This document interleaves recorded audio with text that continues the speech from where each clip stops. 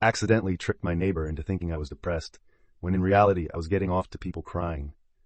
I have this fetish for people crying. Recently I've been delving more into that side of myself, trying to really see what gets me off.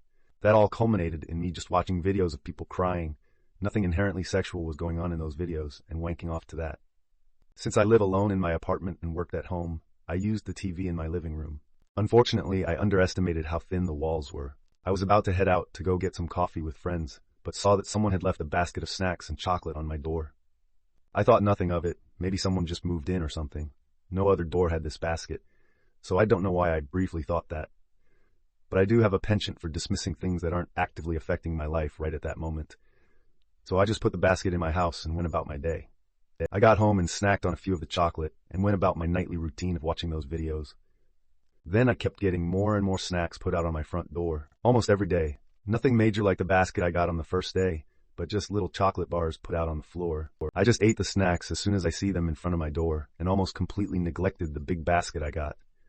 This went on for a week or so. Then today I woke up to someone knocking on my door. When I opened it, it was my neighbor. I've seen her a few times when we coincidentally get out the door at the same time, and we've greeted each other.